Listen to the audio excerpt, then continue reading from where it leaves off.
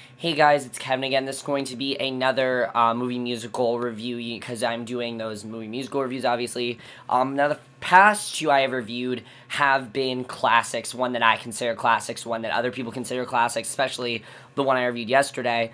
But today, the one I'm going to be reviewing is not necessarily a classic, but it's a movie that I feel could become a cult classic with a lot of people because a lot of people love this movie, but a lot of people don't like it as well, and I can see why if you don't like that movie. But that movie I'm going to be reviewing is the 2001 dramedy romance musical cult classic Moulin Rouge. Now, Moulin Rouge is a movie that I think gets very overlooked. A lot of people don't like this movie.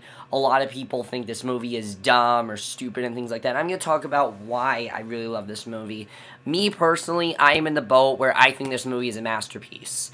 And that's not many people at all, because I went on Letterboxd, and I am the only person that gave this movie 5 stars. There's a reason why I gave it 5 stars, though, because there's a lot of stuff about this movie that people don't know. I'm not going to necessarily do an analysis, rather than explain why I think this movie is amazing and a masterpiece. And this movie, honestly, is one of my favorite movies of all time. It's one of my favorite romantic movies. It's one of my favorite modern musical movies in general. I think this is a fantastic movie. Sorry guys, I'm turning off my TV. I think this movie is a fantastic movie that I really feel you have to be a certain type of person to watch. You have to be a certain type of movie lover to like it. It's almost like the Rocky Horror Picture Show, but let's get into the plot of Moulin Rouge. Basically, the movie starts off where we see this guy, Christian. Now, we don't know what's wrong with him, but he's typing on a typewriter, and he clearly is very depressed. We're in the year 1900, and he's very depressed, and we don't really know why, and he starts telling us his story. And then we go to 1 year earlier, 1899, and the movie goes to color, and this is when Christian moved to Paris to become a writer. And eventually what ended up happening, when he was a writer, he was a writer. He is really obsessed with plays. He wants to write a very good play and things like that. And he's a poet as well. He loves to write poetry. And he eventually falls for this girl who is a courtesan. She is part of this group in Paris. She's basically the group of the Moulin Rouge. Basically, the owner, he wants to sell, there's this guy named Harold Zidler that's writing the show called Spectacular, and he's the owner of the Moulin Rouge, which kind of was like a theater slash, not really strip club, but exotic dancers. And Christian ends up falling for the love, sorry, I'm putting a phone call, let me just put that there. The Christian ends up falling for the head of the Moulin Rouge, or whatever you want to call it, this girl named Satine, and he falls in love with her. But the other guy that's running the Moulin Rouge, the Duke, really wants to marry her. And Christian wants to make this show sort of what's going on with him to get more people to see the Moulin Rouge, things like that, and eventually they end up falling in love. And that's basically a plot of Moulin Rouge, basically the tragic love story of them. And that's basically a plot of Moulin Rouge. This movie's not easy to explain, if you guys can't tell. It's really not easy to explain. There's a reason why, and that's the style of this movie, which I'll get to. But a lot of people don't realize something about this movie. This movie actually was a movie that saved movie musicals from going dead, because, and I watched this, and I know this because I saw a documentary called Hollywood Singing and Dancing, A Musical History, which I highly recommend you guys watch it. It is an amazing documentary. It is amazing to see how far musicals have come from then till now.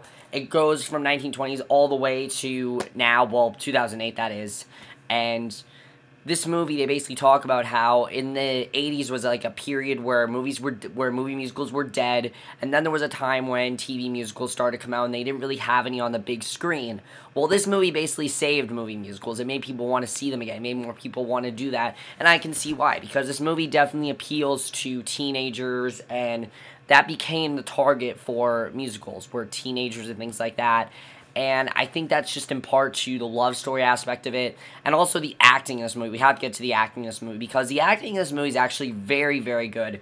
The main star here, Ian McGregor, is absolutely fantastic as Christian. You really like his character from the second you meet him. The second you meet him, you really are interested by his character. You're fascinated by him. You're like, okay, why is he so depressed? Why is he so down on himself? You know, what actually happened to cause him all of this stress? You want to find out more about that, and I like that about his character.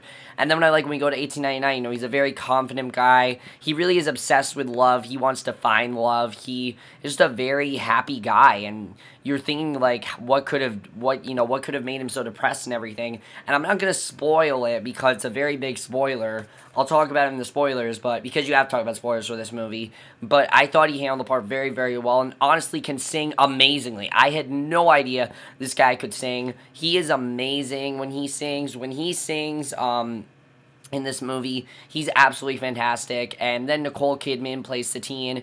And the thing I like about her character is that she does not really want to be in this life. She is tired of, you know, she's kind of like a prostitute. She's basically a prostitute. She's tired of having guys, you know, for her. She's tired of trying to lure guys in. She's tired of having sex with guys.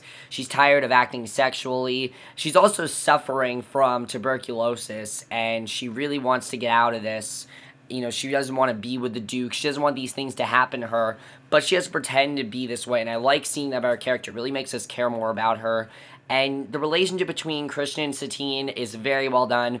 Their chemistry is absolutely perfect. There's honestly some parts in this movie where you could see that where you could think they're dating in real life. They really do have that good of a chemistry. And I think their chemistry was just spot on throughout the whole movie. Absolutely love their chemistry. And I definitely thought they did a great job with their chemistry. They were fantastic. Jim Broadbent plays Harold Zidler. So funny in some scenes. He has me cracking up in a bunch of scenes. Very, very funny. He has this great number called Spectacular Spectacular where Christian's pitching him the show. It's a lot of fun to watch. I really enjoyed it. Richard Roxburgh as the Duke, who is our main antagonist, is very, very good. Very menacing, definitely. It gets pretty messed up with him, which I really do enjoy. John Leguizamo also has a role in it. Oh, the other thing I want to say about Satine's character that I really love is that it makes the movie more dramatic, because the directing of this movie by Baz Luhrmann, a lot of people do not like Baz Luhrmann, and I can totally see why. I mean, every single movie he makes the same way. He makes it weird, he makes it different, he makes it innovative, and he makes it not really go with the time period.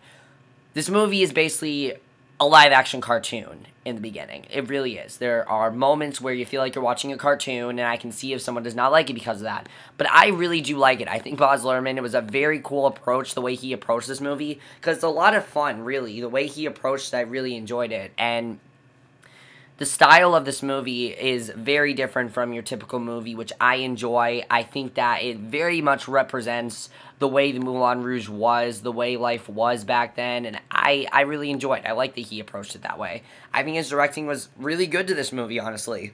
And the thing I like about it is, it starts off as a very cartoonish movie, but the more longer it goes on, the more dramatic it gets, and the more invested you become in the story, which I thought that Baz Luhrmann did a beautiful job with. His directing was fantastic and just great. The screenplay in this movie is so witty and funny and just weird. The things the characters are saying and the way they're portraying it. I mean, there's some weird shit in this movie. There's a talking moon in one scene singing opera. A talking moon. That's how weird this movie is. There's a blue fairy in this movie. I mean, this movie is weird, but I love it. I think it just works so well. You just accept it. There are things about this movie that you don't understand. And let's go to the music in this movie. I could see why someone doesn't like the movie because of the score. The score is not what it should be. And I love that about the movie. The score is like modern day songs, but done in a theatrical style.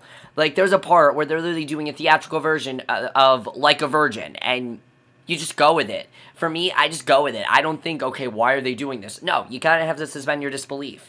You accept that Christian really did write your song, even though it's an Elton John song. You accept that he wrote it. You accept that he... there's so many highlights, though. If you suspend your disbelief, the music becomes the best part of the movie. It really does, because there's so many highlights in the movie. El Tango De Roxanne, oh my god, that sequence is so amazing to watch. I love La Tango De Roxanne. It's basically a tango version of the song Roxanne. You guys know the song Roxanne. You know, Roxanne, you don't have to put on the red light. You guys know that song. There's a great duet between Christian and Satine when they first meet. When they when they're on the roof and they're singing all these different like love songs called the Elephant Love Melody. I love that song as well. But the best song in this movie by far, probably the most romantic song I have ever heard in my life. It is my favorite romance song of all time for sure. Come What May. Oh my god, I love Come What May. It's such a beautiful duet because it's the duet that Satine sings to Christian when she tells him that she's dying of this disease, and it's such a beautiful duet because it's basically saying that they're going to be with each other till they die, and they'll always love each other, and they'll never leave each other. It could seem cheesy, but I just love Come What May so much. I think it's a beautiful duet. I think it's executed perfectly. I think the way they handle that song is just so beautiful and romantic, and I love that about the song. I think it's absolutely fantastic the way they portray that duet. It's by far my favorite part of the movie and just perfect. The score just, it becomes its own character, honestly it does. What else becomes its own character is the cinematography. Again, cinematography is weird, it's flashy, this is certainly cinematography of the movie. Like, there are things, like, flashing at you. There are things, like, happening all at once. There's so many, like, shots, like, just flashing, and it might seem weird, and it's not like shaky cam. It's just, you accept it. Okay, but you get into this weird world, and if you like the world that you're in, then you'll really like it. I will say this about this movie. If you do not like the first 20 minutes of this movie, turn it off. You're not going to like it. That's what I'm going to say. If you don't like, when you start this movie out and you don't like the cartoonish tone of it, turn it off, because that's how the whole movie's going to be. But if you really love it like I do, then you'll really realize why this movie is as good as it is. And I accepted it, and I went with it, and I'm like, you know what, fine. The movie's like this, fine, it is. And I liked it that way.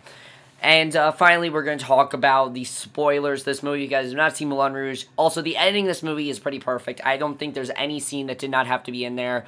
I love all the scenes in this movie. I think the editing is very, very good. It's very quick editing as well. It goes by very, very fast. It's 2 hours and 8 minutes, but it goes by very, very fast because of how much you're into the movie. And now we're going to get to the big spoiler. This is a huge spoiler, and probably the thing that I think they handled the best in the movie. If you guys have not seen Moulin Rouge, I don't want to spoil it for you, so just don't watch the rest of this review. Okay, so of course, at the end of Moulin Rouge, you know, they're Christian and Satine. I love that the audience thinks that, you know, once Christian and Satine, they're in that whole, they're arguing and everything, they end up on stage. I love the audience just thinks it's part of the show. I find that so funny, but when Satine eventually dies because of what happened to her, you know, they complete their song and everything because of her, you know, bursting out into song and everything and her succumbing to tuberculosis.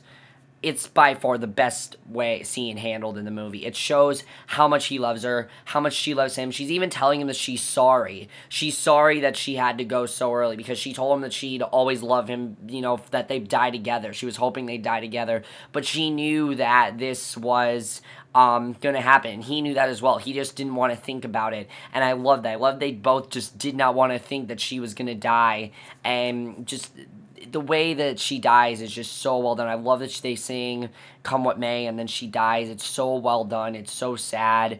And then, of course, you realize that a year later, the Moulin Rouge was closed down, and that's why Christian is so depressed now. But he does say that the love will live forever, and I feel like telling his story helped Christian a little bit, helped coax him a little bit. And I think the reason the movie is in black and white there and in color is because it's supposed to show his glory days, taking him back to his glory days. It's making him remember the best time in his life, which is when he was with Satine. That is what he loved. And, you know, when we remember things we love, it's in bright colors and flashing colors. That's why the movie is so crazy, I think, is because of Christian is reminiscing back to his glory days. That's really all I'll say. Yeah, it kind of is an analysis. Actually, yeah, it is an analysis for the most part. I think the reason Christian pictures the world like this is because he's thinking back to his glory days, thinking back to the happy times in his life, and now he's depressed, so that's why it's in black and white. And I think that's really all there is to say about the movie. But anyway, guys, that's it for my review of Moulin Rouge. Please see this movie. I know a lot of you will probably not like this movie. If you like weird films like the Rocky Horror Picture Show, which basically this is a modern-day version of the... I'd say this is like the 2000 version of the Rocky Horror Picture Show. Yeah, that's what I'd say probably. Because it's not meant to be taken as seriously as you think, but it's also meant to be taken very seriously, which I like as well. Also, one other thing about the score of this movie, you're going to want to buy the soundtrack. If you listen to this movie, you will want to buy the soundtrack. I bought the soundtrack of this movie. You won't regret it. It's an amazing soundtrack, definitely. It's one of the best soundtracks of all time, in my opinion. But that's it, my review. Hope you guys enjoyed it. I'll see you guys in my next video, which will be my review for Pretty Little Liars. Please tell me what you think of this movie. Let me know what you guys think of the way the movie's executed. Let me know what you guys think of my analysis. Do you agree with that's why the movie's portrayed the way it is? And I'll see you guys in my next video. Okay, bye.